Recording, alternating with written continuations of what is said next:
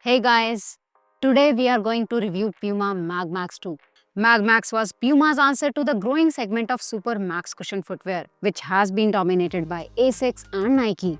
Super Max cushion is not an official term. It basically refers to any running shoe above the 43-44 millimeters mark. The primary purpose of such shoes is to provide unparalleled comfort and impact protection. This aids in quicker recovery, ensuring your legs feel fresh and fatigue-free for your next session.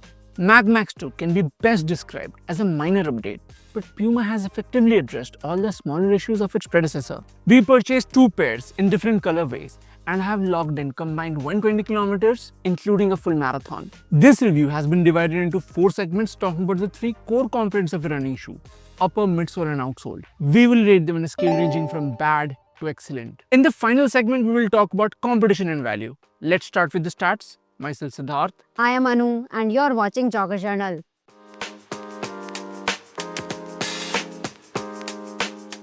The stack height of Puma MAGMAX 2 is 46 in the heel, 38 in the forefoot with a drop of 8 mm. It weighs 275 grams in UK size 8 and comes at a retail price of 16,999. The upper is crafted from breathable lightweight mesh. Puma has made welcome adjustments here. The previous model had a broad platform but a noticeably narrow fit. They have expanded the width for V2, making it an excellent choice for wide-footed runners. During marathon distances, your feet inevitably swell from repeated impact, and the added width was accommodating. The upper is true to size with absolutely zero heel slip. Breathability is decent, aided by minimal padding and a stretchy tongue that strongly reminds us of the Nimbus 27. We would rate the upper as exceptional.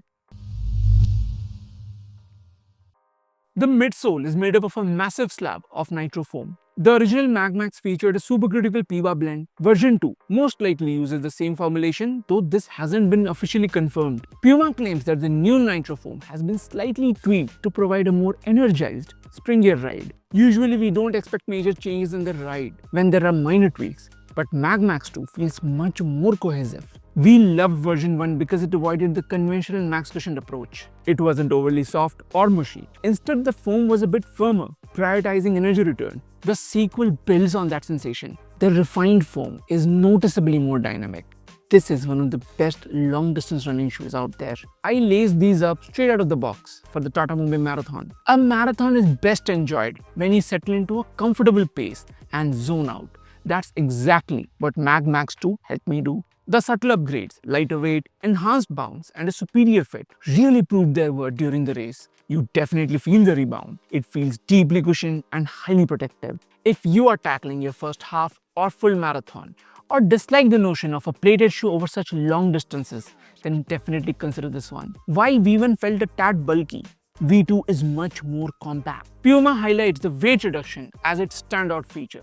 Compared to its predecessor, V2 has lost 15 grams in reference UK size 8. We actually have UK 8 and it came in at just 260 grams. That's 15 grams lighter than MAGMAX 2's quoted weight, making it 30 to 40 grams lighter than V1. Even more weight savings than expected. And it makes a significant difference while running, especially during those grueling long distances that runners typically buy the shoe for. We haven't touched on the stability aspect yet. The base is quite broad, and despite towering at 46 millimeters, it never felt unstable on routes full of twists and turns. That's another massive positive. We would rate the midsole as exceptional. The outsole utilizes a moderate coverage of Puma grip rubber. The first iteration had the perfect amount of rubber coverage. They have slightly reduced it here, yet the traction remains incredible. Running through marathon aid stations, which are inevitably soaked with water, the MAGMAX 2 felt sure-footed. When it comes to road running, there is simply no better rubber than Puma grip. If you need secure, reliable traction, it remains the undisputed #1 choice. It also excels in terms of durability. The outsole is also exceptional. Puma MAGMAX 2 becomes the first shoe that gets exceptional rating all across the board. Another feather in its cap is that it's not a one-trick pony. We didn't reserve this just for long runs. We have been using it for easy daily recovery sessions too. A surprising aspect is its versatility. Despite the massive stack height, it remains responsive during faster efforts, like up-tempo sessions or a quick 5K or 10K, though this is not specifically made for short distance racing. Despite all the positives, the pricing can be a bone of contention for many. The MRP is 17,000 rupees, which sits squarely on the higher end. A6 Gel Nimbus 27, a fan favorite for long efforts, is currently available at 50 to 60% off, making this price gap hard to justify. Running the Tata Mumbai Marathon, I couldn't help but notice that the ride felt strikingly similar to the Nike Vomero Plus. The energy return and shock absorption are incredibly close. Nike's Zoom X foam delivers a somewhat rubbery bounce, whereas the MAGMAX feels distinctively airy and springy by comparison, considering how difficult it's becoming to find premium Nike footwear in India right now. This serves as an excellent substitute.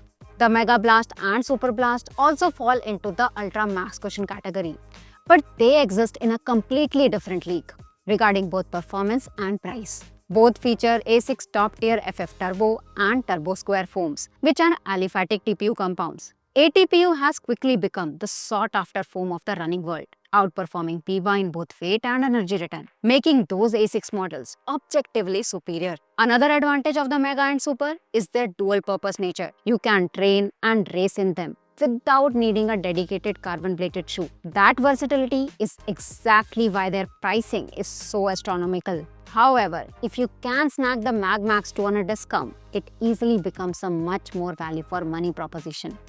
See you in the next one. Thank you and goodbye.